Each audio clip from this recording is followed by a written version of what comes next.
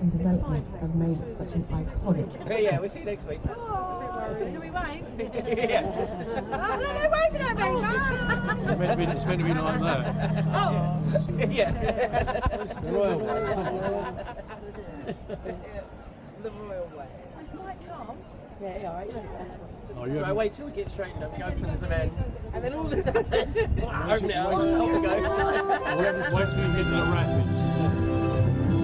Over the way. She's fine now.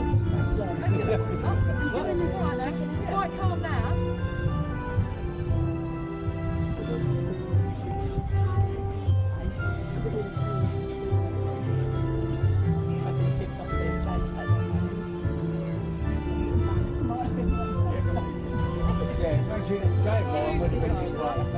I don't want to say anything. It would have been a rib. Yeah, everyone on the other side. Yeah, we'll sit that side. Yeah. Jason was told to me.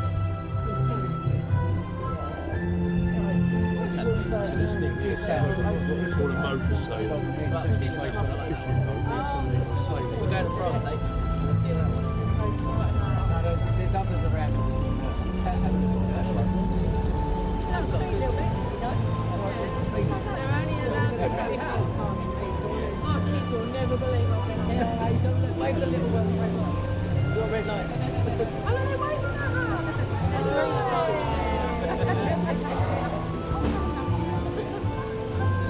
Just watch out for the seagulls. Yeah. It's very French. You've just got a bit French, a bit worried where we are. Yeah, we crossed the border now. No Hans Zimmer or anything. It's going to be very annoying.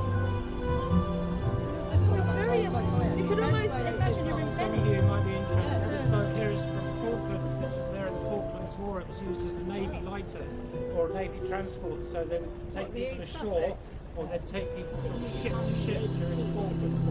This is now used. Yeah, it was there in the war as well. So they brought it up here, the Navy. It's now a retired Navy boat. It's used for training purposes and cadets, etc. So if you want to volunteer to do a little bit of boating or boat work, volunteer with the Maritime Volunteer Service or the Marine Volunteer Service. But there you go, that's a very historic boat. Yeah, we've got a few boats here that are interesting. Part 1. Let's start our tour with the history of Sovereign Harbour. Sovereign Harbour was officially built in 1993, and at that time it was the largest construction project underway in Europe. The entire site, including the North Harbour, was developed from an area once known as the Crumbles. Now, the crumbles might sound like a delicious dessert, but back then it was far from sweet.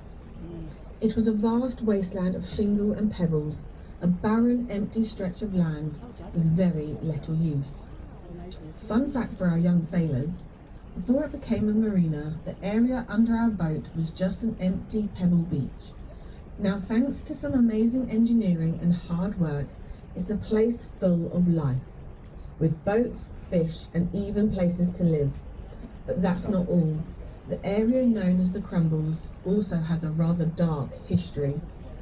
In the early 20th century, it was the scene of two infamous crimes. Two murders occurred here, one in 1920 and another in 1924. These events gave the Crumbles a reputation that has long since faded, thanks to the transformation into the beautiful marina we see today. What was once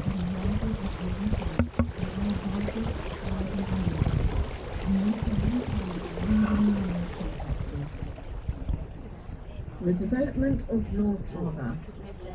The story of North Harbour really began in 1988 when the developers, Tarmac, started planning the transformation of this area.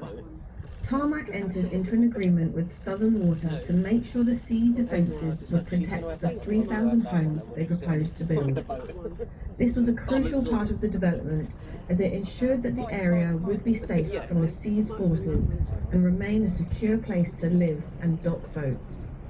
By 1993, construction of Sovereign Harbour was in full swing.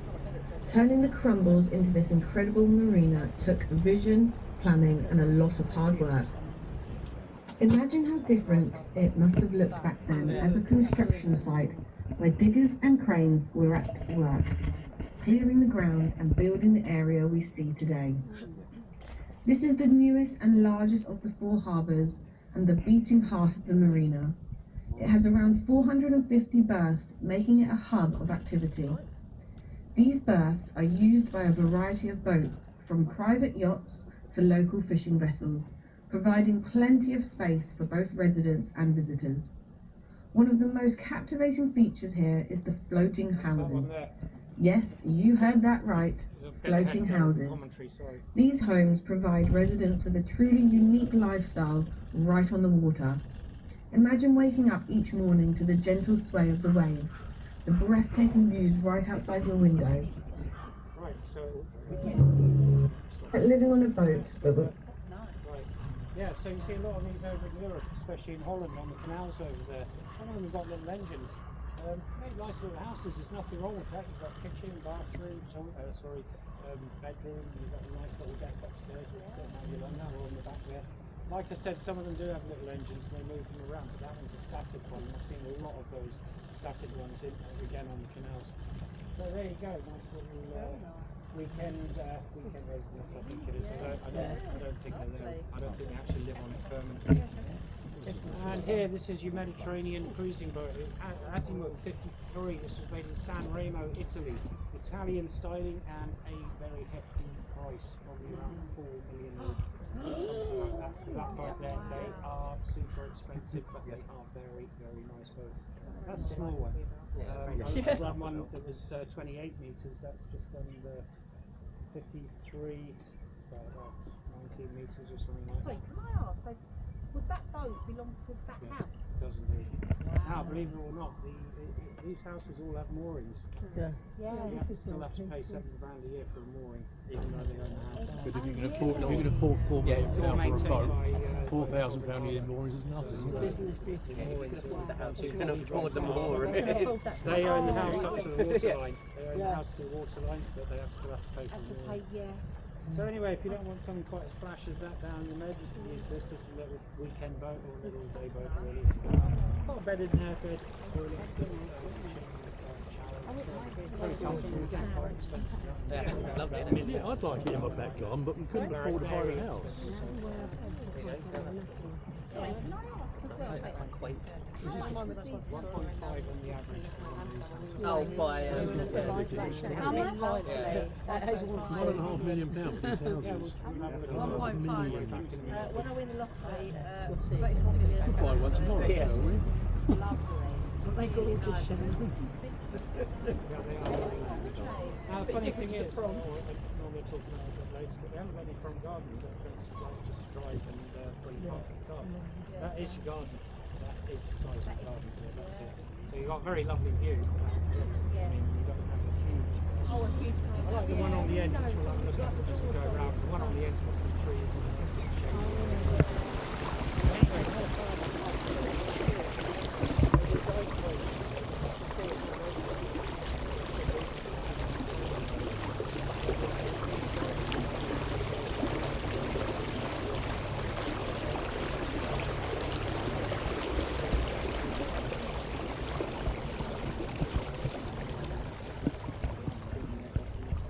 cylinders anyway, so yeah, you can come up here and you can do a visa British open water license or a paddy open water.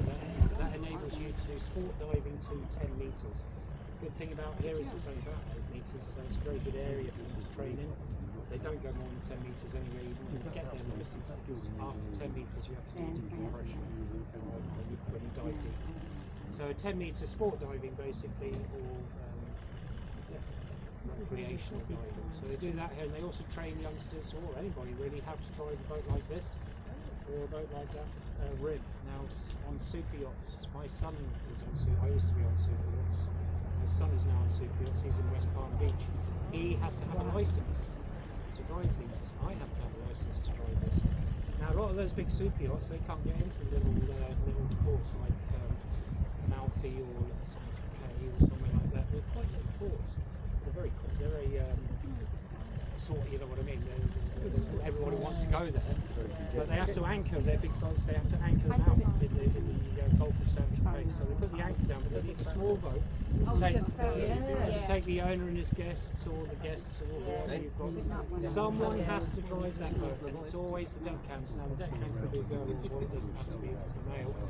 But the skipper of the boat, the captain of the boat, he's always too busy doing all sorts of business things and skipping things. So he's not going to drive the little boat. The mate, the first officer, he's going to drive the boat. He's far too important to drive a little boat.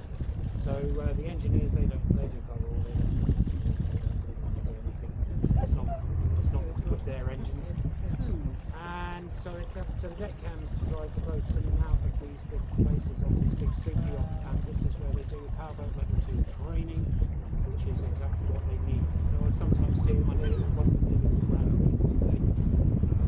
Wasn't really their fault. They were all looking the other way as I was coming up, including the instructor, and they were going back. Enjoy the sights and sounds of a place where maritime traditions meet modern developments.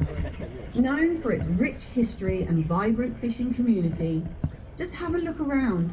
You'll notice the variety of boats docked at the marina, from small fishing vessels to larger commercial boats. This is truly a bustling fishing area. They're all lined up here. Fishermen here work tirelessly, bringing in the daily catch that supplies local markets and restaurants.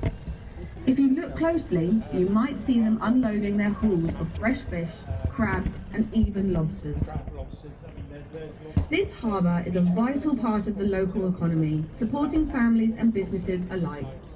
The expansion of the West Harbour allows for more boats to dock here, catering not only for the local fishing fleet, but also to visiting yachts and pleasure boats. This development is a sign of the harbour's growing popularity as both a working port and a tourist destination.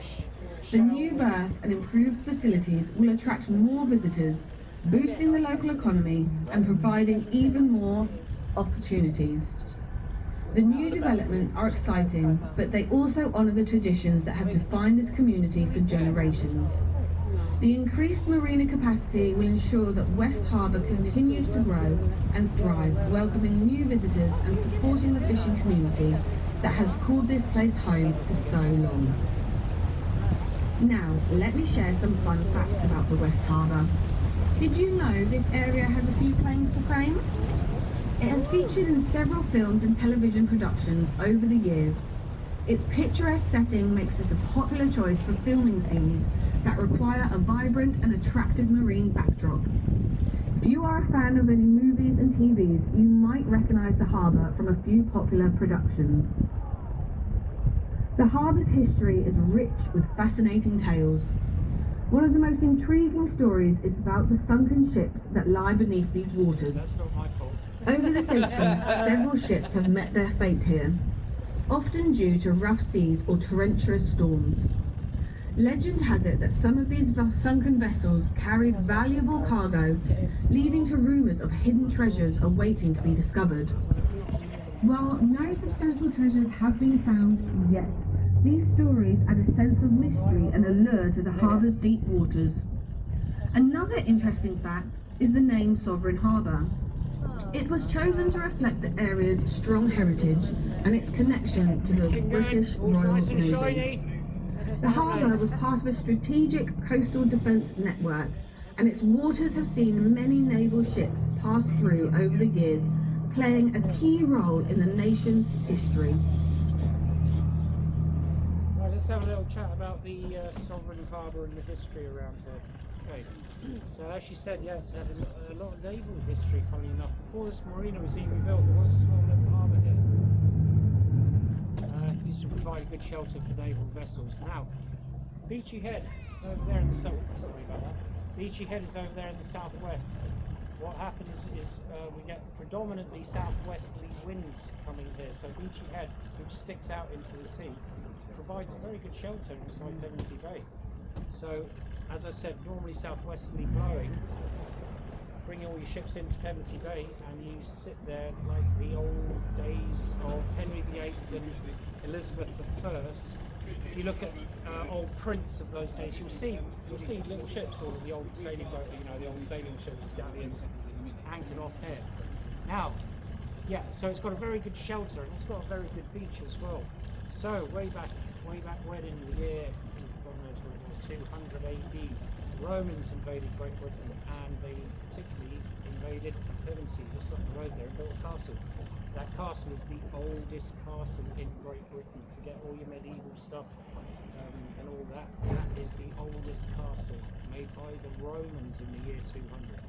Anyway, William the Conqueror then came along and he came into Pevensey Bay. He had 300 ships out there anchored off, and on those ships he had all his fighting men, horses, cooks, sheep, cattle, whatever. And he had 300 ships, and he actually bought himself an IKEA put together prefab fort made out of wood that he was going to use as a stronghold. But he landed there on Pevensey Beach, or Norman's Bay, just down the road, and what did he find? He found a castle. Happy days. So he moved into the castle. William the Conqueror, when he landed. He did do a little work on the inside, but the Roman walls are still original Roman walls. So there you go, the oldest castle in Great Britain, and William the Conqueror landed there and actually used that castle. He built the first ever Norman church next to it. This was great, just before he built the Tower of London. He built a church as well, so 1068 I think it was, there was a church, or 1067, there's a Norman church right next to the castle in Pevensey. This is all just down the road. If you're not from the area, it's well worth a visit. 1 second please. Sovereign.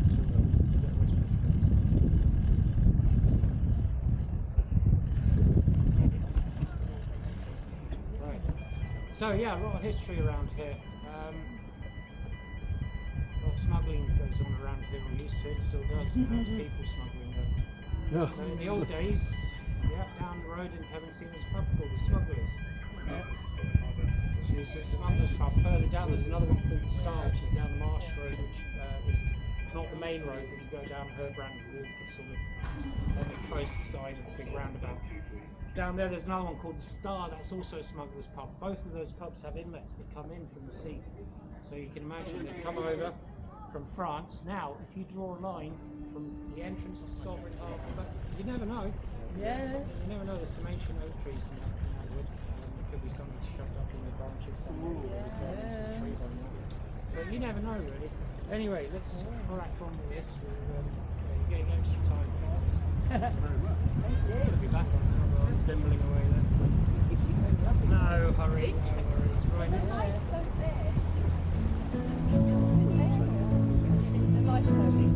right, that lifeboat is full operation, and we are just about to talk about it now.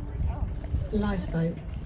One of the most important and cherished aspects of this community is its lifeboat service. For more than a century, the lifeboats of Eastbourne have been a symbol of bravery, selflessness and commitment to saving lives. As we explore this vital part of Eastbourne's history, you'll gain a deeper understanding of the lifeboat service, its beginnings and its ongoing connection to the modern marina. The story of Eastbourne's lifeboat service began in 1822, when the first lifeboat was established in the town. It was a time when the dangers of the sea were ever present and shipwrecks were common along the dangerous coastline. In response to the growing need for a dedicated... Right, let's talk about this lifeboat for a second. There you go, full-on international rescue Thunderbird that is. Right, they can drive from up on the top there, or they can pilot it from up on the top. If it gets really bad, they'll be inside, they'll be piloting from inside. They'll have full harnesses on and helmets at all times, as well as life jackets.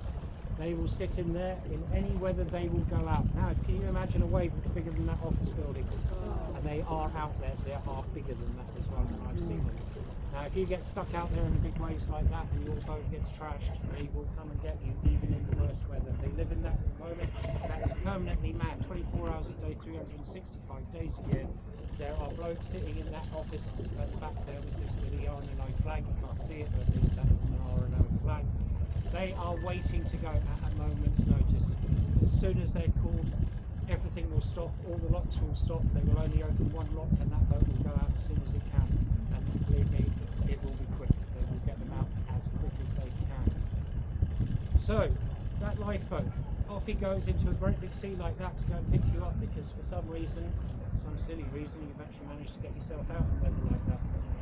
and your boat's been trashed. Now he will come out. Can you believe it? That if that boat gets knocked over, it will get completely knocked over upside down by a great big wave hitting it on the side. That boat will come back up the right way again by itself. So that's a self-righting lifeboat. Right, let's talk about the locks quickly while we're here. There you go, your lock gates are closing. You see the gate on the other end is closed. Right, so the level inside the marina is now the same as the level in the lock. The lock, all the way up to that blue sign with the white stripe on it, that's how high the water could be outside at any time, or at a very high tide. So you can imagine there's about 2-3 meters, almost 2.5 meters there that the boat's got to go up or down. At the moment, I'm not sure what the tide's doing outside. But if you can imagine, if they opened both of these gates and it was a low tide, all the water in here would go out. Their boats would all be sitting in the mud.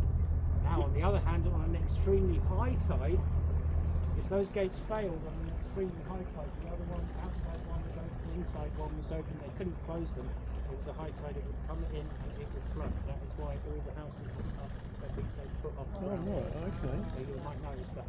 Why are they so high up? They are high up. If those gates fail, this will all flood, including the underground car park probably, but certainly the walkways would be impassable. You'd have to swim. But yeah, there you go. So the lock's very, very important. They maintain the water level inside, so at very high tide they might want to put a little bit more water in, because it does change a tiny bit, but not much in there. And yeah, so they maintain the level of water in the marina, and they allow access to boats coming into the marina and going out of the marina. There is no other way except on the back of a truck to get the boat out of this marina. So there you go. So that's the lock. It's very interesting how they work. On the commentary, she actually says it's a modern innovation. It's different. I'd say there is a documentary evidence of Leonardo da Vinci actually wrote down and drew how a lock would work. So Leonardo da Vinci 1500s, not really modern really, but there you go. And I've got a feeling the Romans probably knew how to do that as well, and the Egyptians probably knew how to work the lock system. It's not that difficult when you think about it. But there you go, so locks, very important. Without those, this marina is dead. But there's so many boats, you must have views there. In the summer, oh yeah. Sometimes you might even have to book off an hour ahead and say, There were 8. an hour. I'd like to leave it an hour from now. And they'll say, well, that looks cool, we'll have to wait till but we do have 2 locks, so they can do inbound and outbound. So There were 8 boats in there at one time. yeah, I mean, that, funny enough, now you say that, it's probably the fullest I've seen this season already. Yeah. Seen there's 4 or 5 in there, but that looked rammed this time. Yeah, so there was 8 in there this morning. Probably some are probably sailing off around the coast, probably stopped in here for the weekend. Now they're off to carry on their trip on the coast or something. Yeah. Right, okay, let's just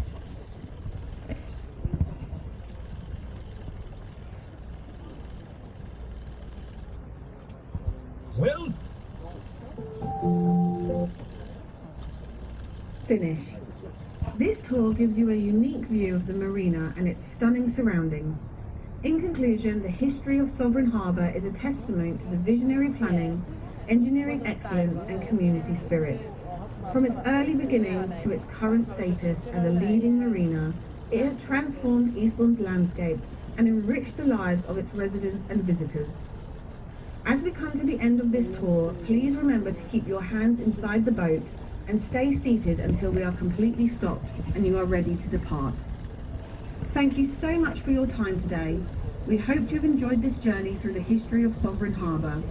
If you have any questions or want to know more, please feel